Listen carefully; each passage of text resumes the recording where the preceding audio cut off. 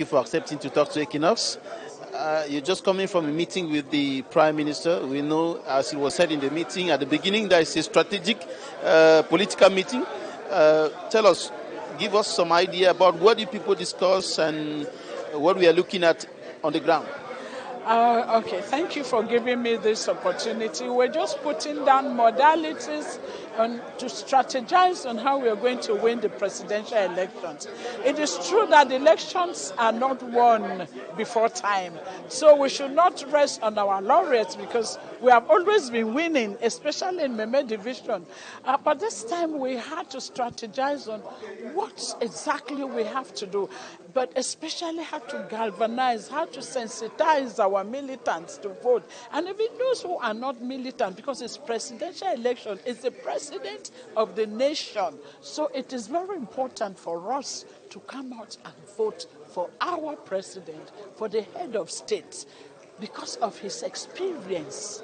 Yes, people may say one or two things, but he has the experience. He brings peace. There is peace in our country. Despite whatever is happening, there is peace, and we are enjoying it now. So those are the more reasons why we have to vote for the head of state. Looking at the political terrain, are we confident that we are heading to victory? Or what were the major obstacles that you were looking at to handle in order to clear the way? Yes, we are confident. One of the obstacles is security. You know how it has been and how it was before, especially in 2018. But this time, I think there is relative peace, though not 100%. That was one of the main obstacles that we have. But especially also to get our military to tell them that we have these reasons to vote for the head of state. We are confident. We have done it before. We have won elections. Now, when you look at it, CPDM is in all nooks and crannies.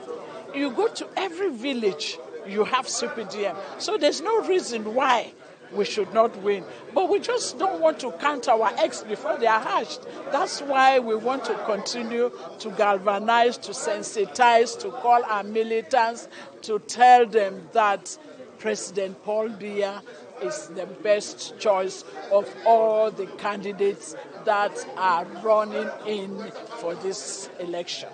What do you tell those who think that the President of the Republic, despite the experience that you're talking about and his longevity in service, his mastery of the political terrain, the country and all of that, is advanced? I don't want to use the word old because it looks insulting to some people.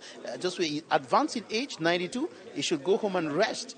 That he shouldn't continue for after 40 years. Yes, first of all, he is not the first in the world at this age to run for elections.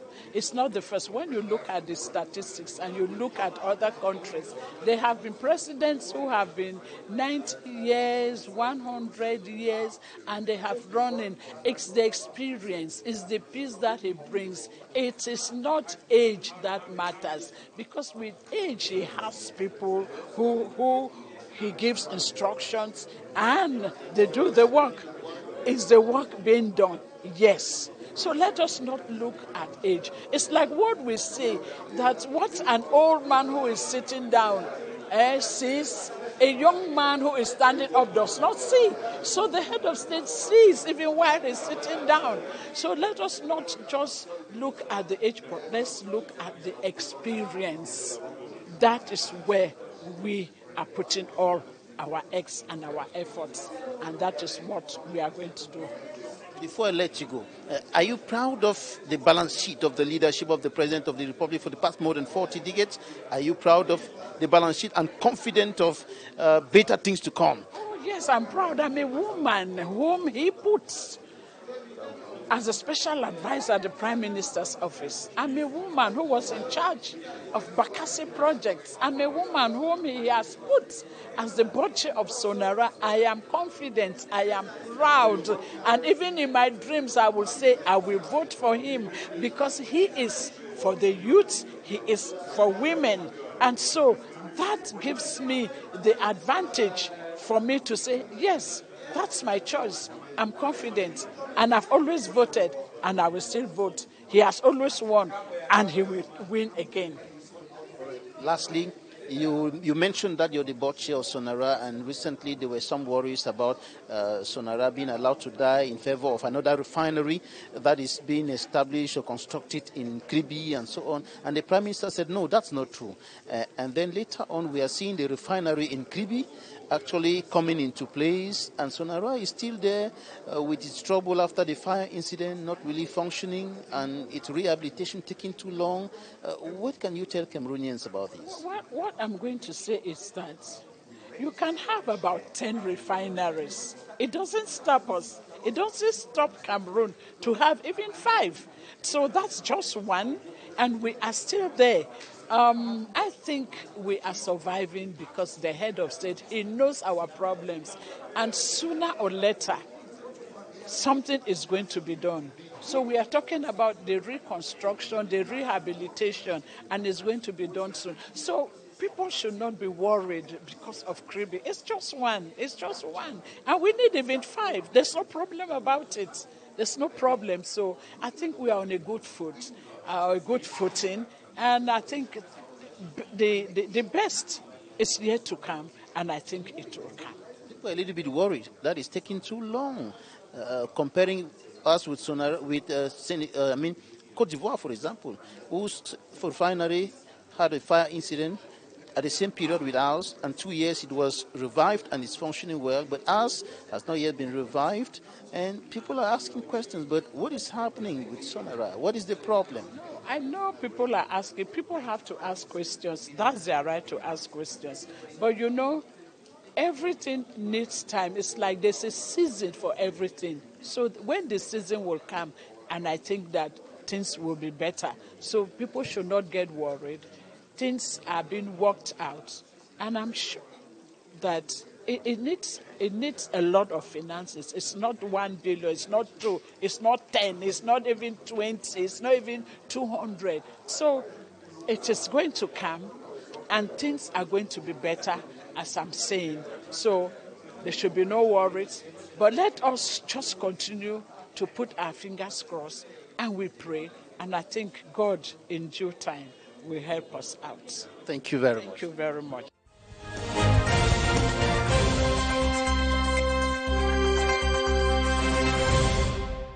The median 12 October presidential election fragmented opposition to challenge Biya in crucial polls. Analysts say the chances of the opposition defeating the incumbent Paul Biya are slim at best, 0 at worst. In the Guardian Post, Dr. Christopher Fomunyo, Senior Associate for Africa and Regional Director of the National Democratic Institute for International Affairs, says Biya's candidacy humiliates 30 million Cameroonians. In his opinion, at 92, and after having led the country for more than 40 years, President Paul Biya is supposed to rest and give way to another leader. The horizon, power capture by Ngongo and co. Intellectuals demand action from international community. Veteran journalist Eric Chinje and other observers also urge Cameroonians to take their destiny into their hands by voting wisely, by voting for change come October 12. Another issue of the Guardian Post reports that common law lawyers in Cameroon are at the brink of a renewed showdown with the government over a new law allowing the appointment of notary publics in the 2 English-speaking regions of the country, contrary to what still obtains till now, where lawyers are also notary publics in the 2 common law jurisdictions.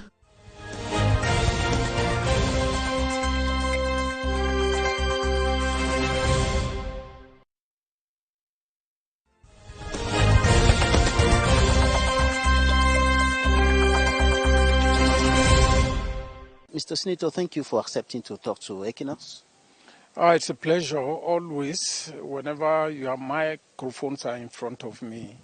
And for me, it is an obligation to render my mind to the wider public, which is so large and very appreciated. You just had a meeting with the Prime Minister and Head of Government, Chief Dr. Joseph Dongute. You're from the Fako division. What was that meeting all about? First of all, we consider the Prime Minister as a son of Fako division because he spent a very important part of his life in Boya particularly. And so at this time that we are conducting an assessment of our performance indicators at a very strategic moment in the life of this country, we just thought that we should have a meeting with him, a fireside meeting where brotherly conversations could take place and, of course, listen to his orientations on the forthcoming presidential elections. And he did address such so well and even countered the negative campaigns that have been coming up related to statements he made, but gave all clarifications and assurances. I'm talking particularly about Sonara, whose attention is guaranteed by the government he heads, and of course all necessary actions that were intended for the revamping of the corporation still stand. And he did speak truth to all of us in that there can be even 10 refineries in this country, in the 10 regions of this country. But as far as revamping Sonara, rebuilding Sonara, and bringing Sonara back to its feet has to be talked about, he stood by his words and said that has to happen, and it will happen at an appointed time. Mr. Senator, is the Sonara, the national oil refinery, being allowed to die? Sonara is not dying. Sonara is not dying. I can tell you as a legislator, an elected senator, that I am aware of all of what is happening to Sonara as far as that file is concerned. And what the Prime Minister said was just to let the cat out of the bag.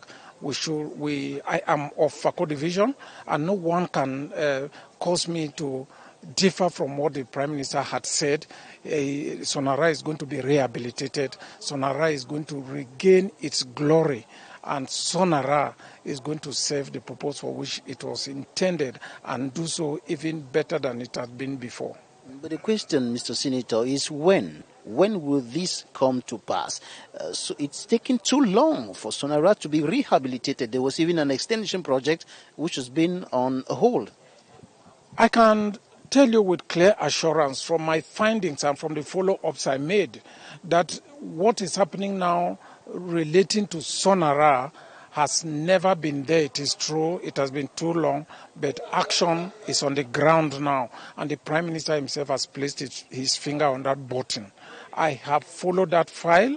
I have checked with the Presidency of the Republic, the Ministry of Finance, and all the related agencies that have to do with the reconstruction, the rehabilitation, and of course, restoration of the image of Sonara. And I can assure you that there is no way Sonara is going to be abandoned, forgotten, or neglected. It is on course, and in no distant time, I will stand to announce to my people that I told you so. Right. So, about the forthcoming presidential election, what were you discussing with the Prime Minister with regards to the strategy of the CPDM? And of course, the Prime Minister received two divisions, only two divisions, the Fako division and the Meme division. Maybe you should tell us, first of all, why he received only these two divisions. As far as this particular visit is concerned, it was not, as I told you, it was a fireside conversation with the militants of our party in Meme and Fako. That doesn't stop him from going further to host Lebialem, Manyu, Ndian, and of course, Kupe Maninguba before the elections proper. This is a starting point.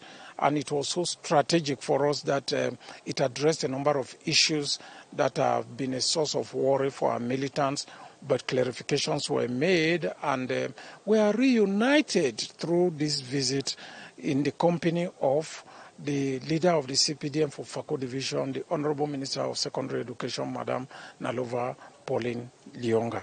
It is a moment of hope, a moment of assurance, a moment of regeneration, reawakening and reanimation of our party structures.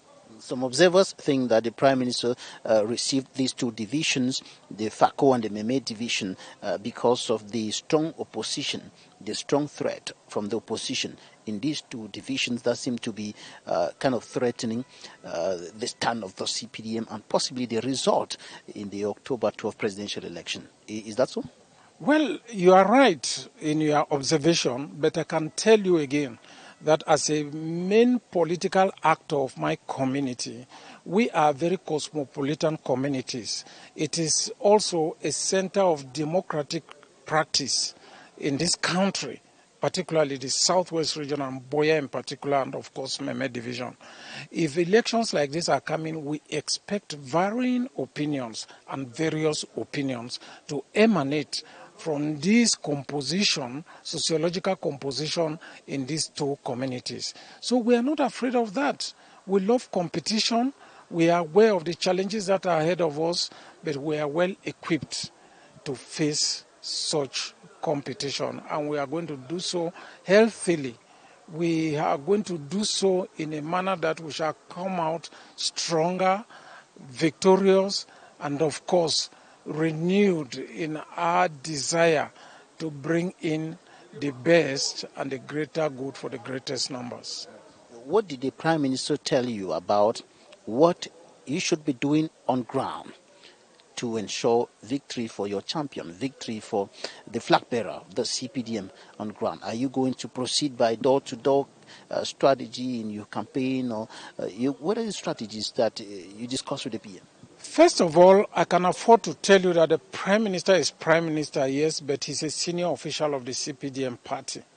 He holds the rank of an Assistant Secretary General of the party, wherein, as a Central Committee member as well, he contributes a lot in shaping policy orientation within our party, the CPDM. He came in that light and did checks in ensuring that the way the party is functioning at the eve of an election complies with and conforms to the recommendations of the higher authorities of the party and the party structure itself. These checks were done, and what needed fixing had to be fixed. What corrections that were needed were done, and of course, he guaranteed that Fako Division, as a very strategic division in the life of this country and for our party, cannot be left on its own. So he stood by us and promised that he was going to do for us what he has always done in terms of support, contributing in ensuring that we achieve success, and also try as much as possible to be present from time to time in a way as to ensure that we come out successfully, not just successfully, but successfully as well. Indeed, by the grace of God and the wishes of our people, we think that we are going to achieve the desired results, because, as he pointed out, all of the opposing candidates to the candidate of the CPDM don't have that which we can depend on or rely on. And therefore, as it is commonly said, the devil you know is better than the angel you do not know. Just to be sure that I got you rightly, who is the devil here? Well, this is an expression that refers to what a bird at hand, which could be worth more than 100 in the bushes. The bird at hand is the President of the Republic? It is not the devil per se, but put in another way, the bird at hand. It is an Anglo-Saxon expression. So no matter what people say about His Excellency Paul Biya, the chairman of our party and our candidate, he has a lot to offer, and that is what we count on We do believe that there have been some challenges, but we are ready to address those challenges with him. We don't see them as what should keep us away from him at a time like this. Now, looking at what has been happening in the political landscape in the country with the consciousness that is increasing within the population, and everybody, almost everybody, so also talking about change in the governance mechanism of the country, and so on. In what state of mind are you moving into these elections, into this presidential election? Confidence? I am also for change, but you do not change for change's sake. If we have an alternative that is judged better than the candidate we have, I will vote for that change. I will vote for that change. I will work for that change. But for now, that change is that choice, that will and can afford to present itself better than the candidate we have in the CPDM is not there. So I have to subscribe to the candidate of my party in full confidence and exert all of my energy into the winning process for our candidate. That is the candidate. Put together the rest of the 12 candidates, side by side the candidate we have. Of course, I don't think they have anything to offer better than our candidate. And so I will go for that candidate, the candidate of my party, the candidate I love, the candidate I admire, and the candidate I respect. You and your fellow comrades were discussing with the Prime Minister today on how to maintain President Paul Biya in power after 43 years of leadership, because you believe in his leadership. But when you look at the situation of the country today, the socio-economic, political, and even security situation of the country today, when you look at what you have decried in most of your statements in Parliament, in the Senate, and so on, notably the state of the road running from Douala, passing through to Boya, to Limbe, National Road number 3, and all of that. And when you look at this balance sheet of the President of the Republic, qualified by some observers, critics, as catastrophic, negative, are you confident? Are you sure that are you happy with this?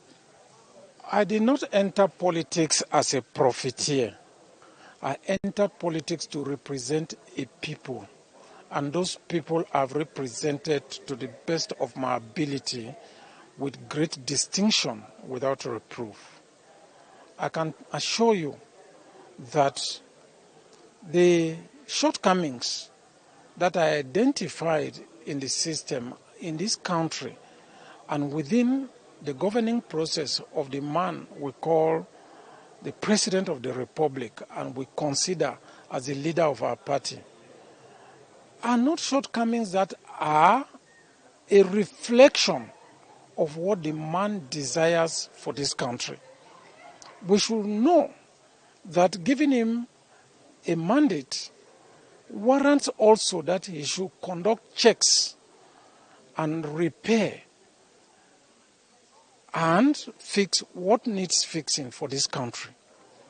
And I think he's the only well-placed person who can identify these shortcomings, address them squarely, and cause those who are responsible for the hardships that we are facing in this country to pay a price and to answer for their shortcomings.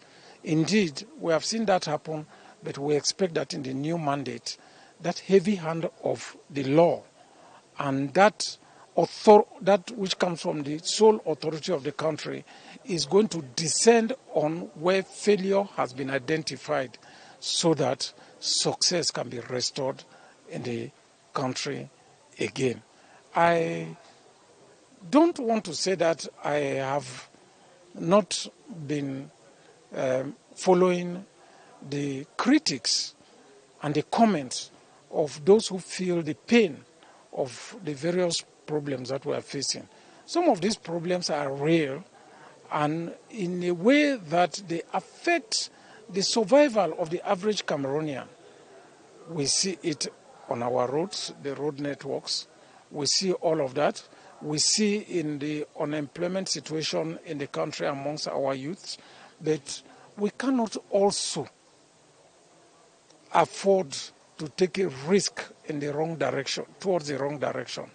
We think that the mechanisms that are in place can still be reinvigorated to respond to the expectations of Cameroonians through the man we have decided to accompany in the next mandate.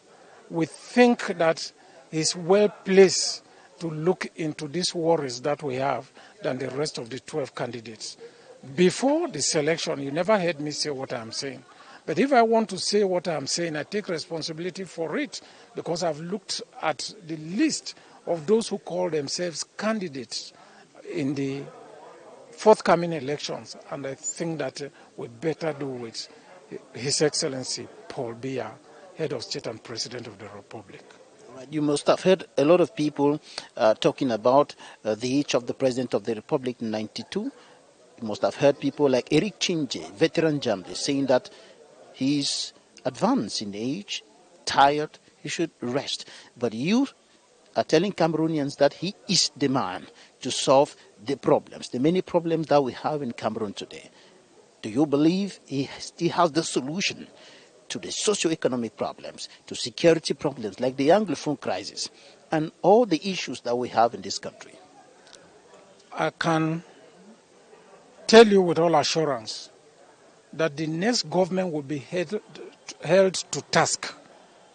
We are going to pin down the head of state to endeavor to cement his legacy with solutions for the teething problems that we have in this country. I am going to take it up to the head of state in ensuring that this mandate that we are giving him from October 12 should be a mandate to repair every damage that is upon this country. A mandate that is going to sort out all of the problem areas in this country and seek solutions collectively in a collegial manner so that what he has put in for this country for 42 years should not go in vain. It will be necessary for him to live in glory, to leave the stage someday in a way as to say he was the president that did his job and at the end of the day brought happiness and satisfaction to the people of this country. Cameroon is a country with great fortune, with a future that has so much to offer its people. We must center on that and rely on that and hope that by the grace of the Almighty God and the wishes of Cameroonian people, we are going to come together, work together, reason together, and bring back this country to its rails.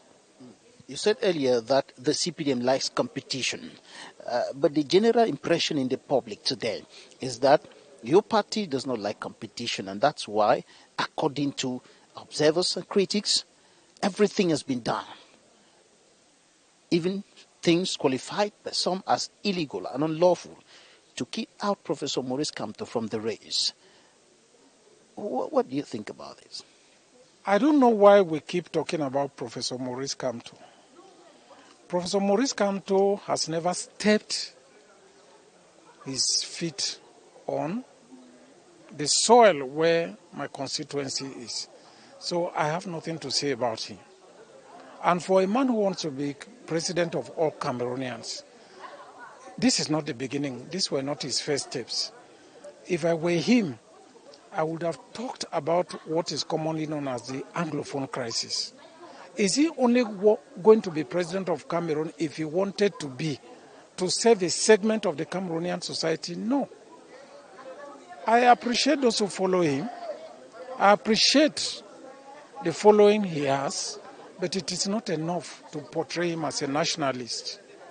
And so, for me, it is his right to appear as a presidential candidate. I respect him for that. I doff my hat to him as a seasoned and an acclaimed intellectual. I want to say that I honor him for his contributions to the development of this country before, but as far as that office of the president is concerned, Professor Maurice Kamto should do a rethink and prepare for better days ahead. Your comrade, Ms. Nganyamding, asked a question on social media. Why this Kamtophobia? I don't think it is with everybody. I don't bother about him if he was supposed to be candidate. I have a lot of respect for Professor Maurice Kamto. I admire him a lot, but no phobia as far as I am concerned. If he came into politics to compete with me, I would like to have a candidate like him as an opponent and run a race with him. But I think that he has made certain errors that are haunting him.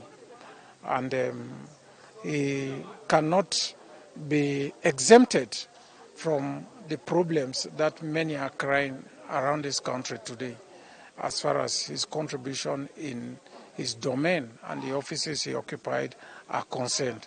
So doing what he is doing today, for me, is his exclusive right, and we have to respect him for that. But he will not be my choice for the President of the Republic. We know that your choice is President Paul Biya. Mr. Senator, are you concerned about the possibility of political unrest? Looking at what's been happening in the political landscape, the growing tension and all of that, are you afraid that there could be political unrest in Cameroon? My dear brother, when I talk from my records, not promises or not unwarranted expectations. I can also say that we have a duty to work towards peaceful coexistence. We have a duty to assemble this country together. All of the divergent voices and opinions have to be considered. The children who are shouting and crying outside, they are not doing so for nothing. We must add a human touch to every action and decision we take for the good of this country. I have been a city mayor in this town of Boya, and I know what assembling the varying voices of community has to do with keeping people together. That is why I brought out the vision of Boya, the legendary hospitality. The meaning of that coinage simply translates to the fact that we should have a listening ear and have considerations for the opinions of others and the voices of those who don't agree with us. We may have a majority that permits us to be in power, but that does not qualify us to silence the lone voice of the minority that is shouting because he sees something wrong and does not agree with what we think is the best for country. And so we are used to all of what worries you have. And I think that I will be one of those who will carry the advocacy in ensuring that other people's views and concerns be addressed so that we have a country at peace with itself and a country that will work for a happy and fortunate end for every Cameroonian. Right. I think it's the wish of every Cameroonian to have peace before, during, and after the October 12th presidential election. And in that perspective, as a senior statesman that you are, what advice would you give to Cameroonians today, those in your constituency, those of the Fako division, the Southwest, and the rest of the country? It is that we are getting into a race. And even as I do not support the rest of the candidates who are going to compete with my candidate, all options are on the table. Whoever emerges as president after October 12, we should be able to come back as a nation to reason together, work together, and live together. Cameroon should not go into flames because your candidate has not won the elections. We are aware that we are going in for a competition, and we are aware that the outcome may be different from what we expect. Our hope is that whatever happens, we should be able to come together. We should be able to bring the various dimensions of political thoughts in our country to rebuild from where we think it is not moving, to rebuild from where we think that certain things are not moving on correctly. And we should be able to bring the best minds, the best ideas, and the best people together so that the Cameroon that we wish for our children should be a Cameroon that should be focused on developing this entity called Cameroon in a way that everybody should have a chance and everybody should have an opportunity to participate so that the national cake that is baked by all should be shared to each and every one equitably in a very rational manner. That is my wish. That is my prayer for this country. A prayer I make in faith that the God who created all of us is the same God who is going to watch over us before, during, and after the election in a way that equity and, of course, and indeed,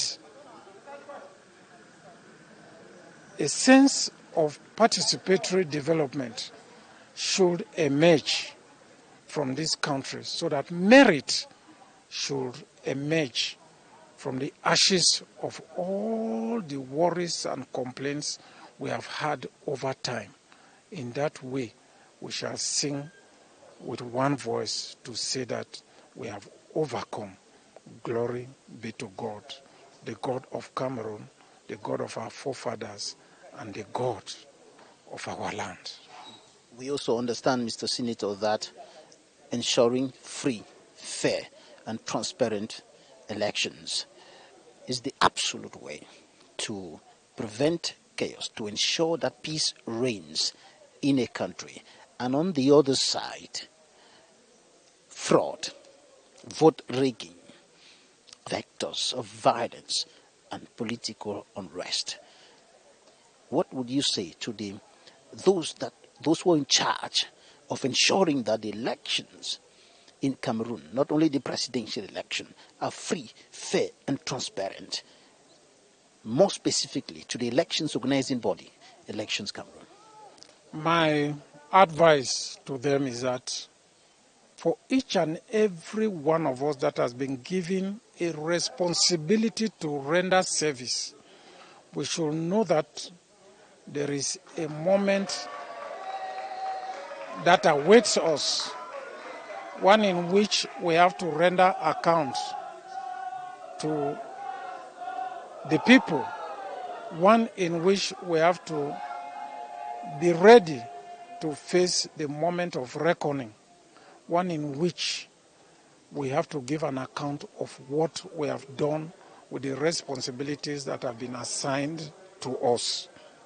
In that way, my message to everyone is that the world is watching and God is watching. We should be able to move with our heads very high after the elections. So let us do the job that has been assigned to us, and particularly to those in such offices, with a sense of dignity, thinking that the Cameroonian people deserve their best and look up to them for their tomorrow. That is what I can say And I hope that tomorrow Cameroon will have every reason to smile again by the grace of God and the wishes of the people. Thank you, sir.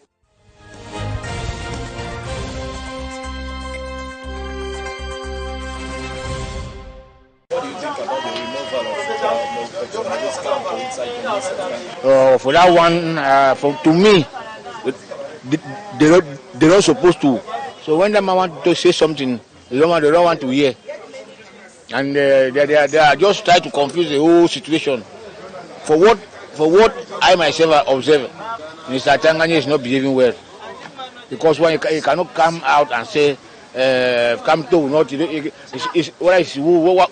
made a statement. It's not correct, no, Papa. It's not correct.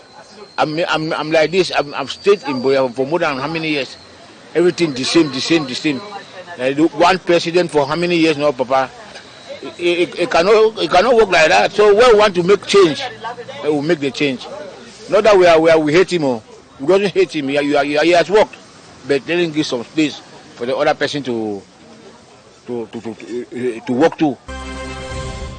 I just think that we have compromised any process of change in this country if we thought that October could be that point of change. It should have been one incumbent, as the case is, and then one opposition. I think that going forward, this is how democracy should evolve in this country.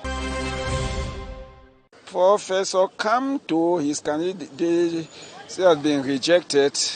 I think that he is a seasoned politician, so, and also a legal expert. So he knows best what to do. Elecam received those who think they can vie in for post of president to run as the president of Cameroon. And today Elecam has published the results of those who are eligible, who have passed, I can use the word pass the exams to run in as president of the Republic of Cameroon. We know that some people are not satisfied, maybe because their candidates have been rejected. And we only encourage them that it's politics and it's election. We should understand that it's a game of fair play. People should not overreact.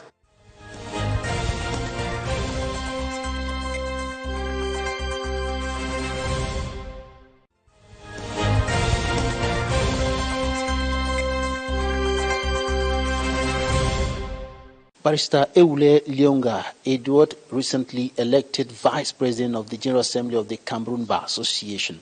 Thank you for accepting to talk to Equinoxe. Thank you very much. It's always a pleasure for me to talk to Equinoxe Television. Equinoxe Television has stood the test of time, and they have written their name very bold in the sands of time. So it's always a pleasure. It's always a golden opportunity for me to talk to Equinoxe Television. How was your election?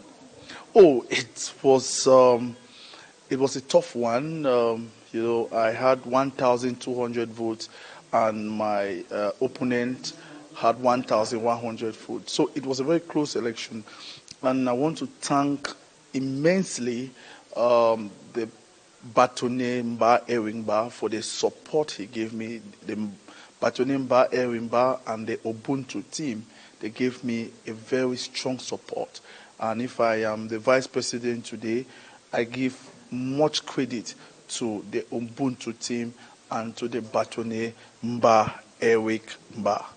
So now let's look at the human rights side of the October 12th presidential election. The election in all its aspects has to do with human rights, the right of the people to vote, the right of the people to decide who's going to lead them, and the right of those who are contesting to become the next president of Cameroon. When we look at the way things are happening in the country, with a lot of tension growing because of allegations of human right violation of the rights of some who are supposed to be contesting for the post of president, violation of the rights of some who are supposed to take part in the election with regards to difficulties of registration and all of that.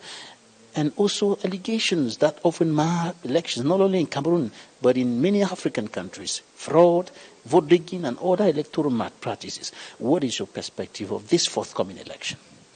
The first thing I want to say is that Cameroon is a signatory of the International Covenant on Civil and Political Rights.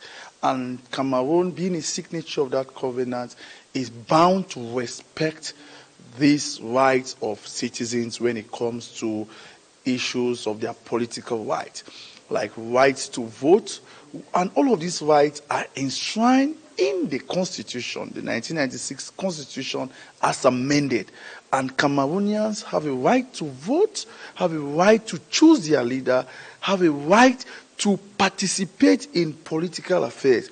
And I think that right up till now, looking at some small hitches, but you see that the head of state has respected some of these rights that are mentioned in the Constitution. He has called up the electorate.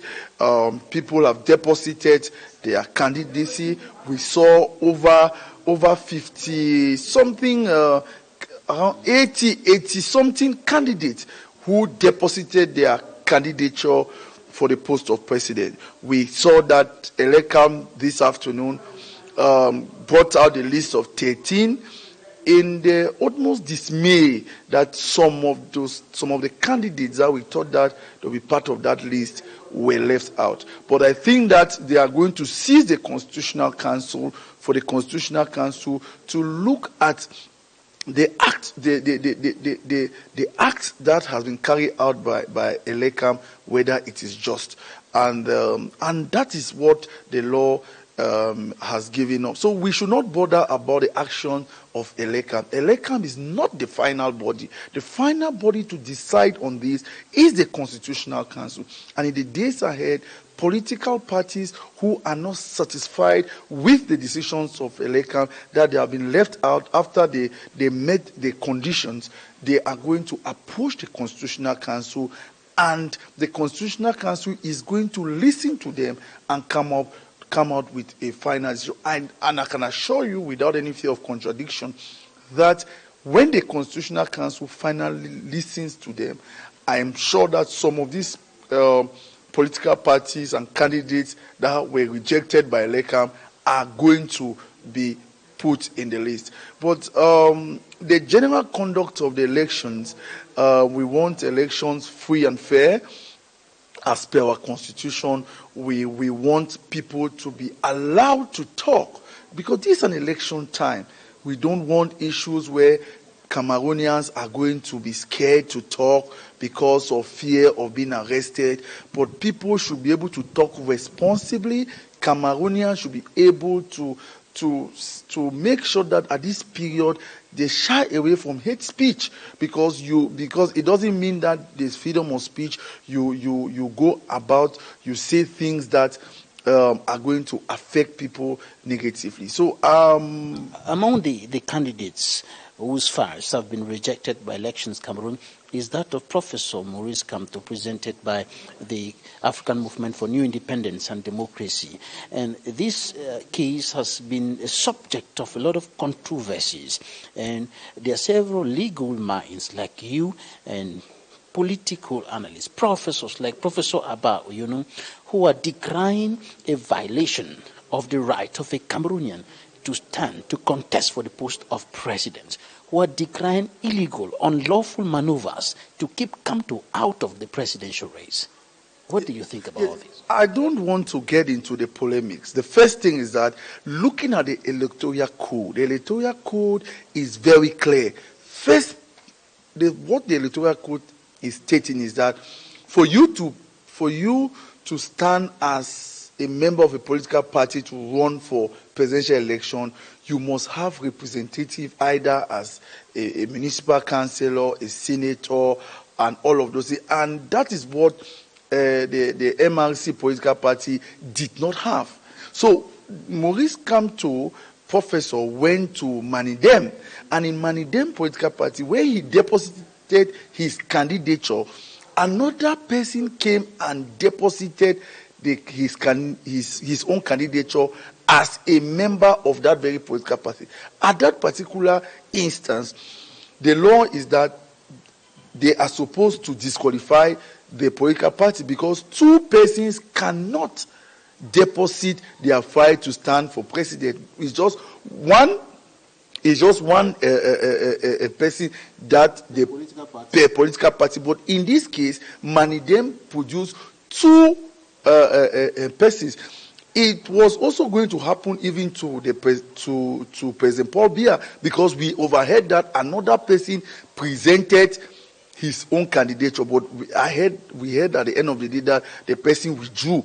So it was just one. So if it happened to the CPDM could have been disqualified.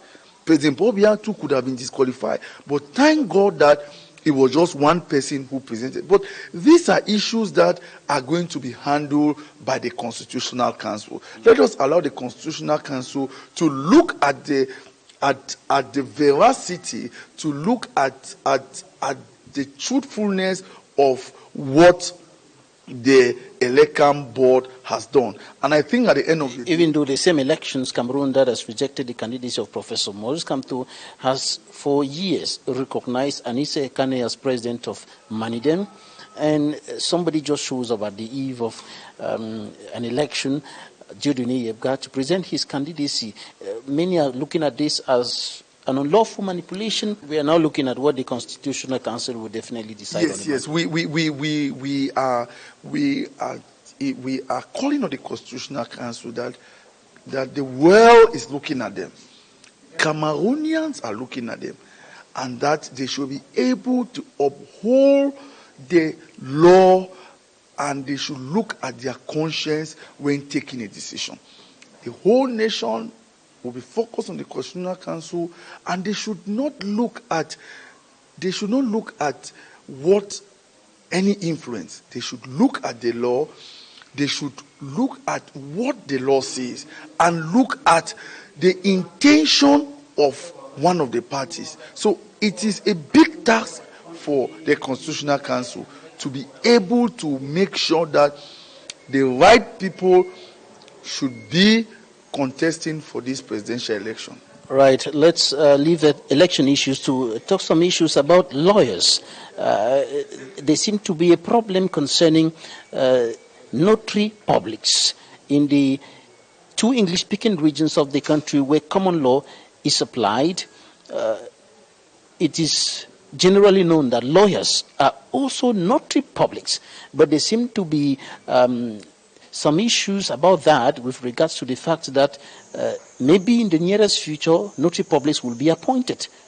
What's this all about? Yeah, on the 16th of July, 2025, a new law was promulgated by His Excellency Paul Biya, and the law went ahead to reorganize notary public in Cameroon. And with that particular law, it affects the transitional law that gave the rights of lawyers in the southwest and northwest region to act as notary public. It's a transitional law. Now, with the coming of this law, it wipes out that transitional law and gives the possibility of the head of state to appoint notaries in these two English regions. But we should note that for over 50 years or so, Anglophone lawyers have been acting as notary public. And under our common law system that is practiced in Cameroon, in our common law system, we are not known for appointing notaries. Notaries are not appointed in these two regions. So by this law coming into place, it is going to affect our bijurial system. Secondly, in the last major national dialogue, it was agreed that this transitional law was going to remain in place. That notaries, that lawyers in the southwest and northwest region were going to still practice as notaries. In 2012, the General Assembly of the Cameroon Bar held in Buea, and one of the resolutions was that lawyers in the southwest and northwest region were going to remain as notaries. This particular law that has been put in place is causing a lot of problems. Lawyers are saying that they are going to resist this law to the best of their ability. And it's not just lawyers in the Southwest and Northwest region. If something happened to lawyers in the Southwest and Northwest region, it affects all the lawyers in Cameroon. It affects our bijurial practice. It affects our bijurial system. And these were the problems that caused the Anglophone crisis. And I think that the government should look into it. The president of the Cameroon Bar is already looking into the case. And our various representatives in the various regions are looking into it. And I think that in the nearest future, the president of the Cameroon Bar is going to approach either the Minister of Justice or the Prime Minister or even the presidency to see that this particular thing does not go through, that notaries are not appointed to the Northwest and Southwest region. It's a very disturbing phenomenon. Since the 16th of July that law was passed, lawyers are not sleeping. Lawyers all over the country are worried. And I think that if the government doesn't listen to the cry of lawyers, especially at this time that we're going for election, it is going to be a very difficult thing.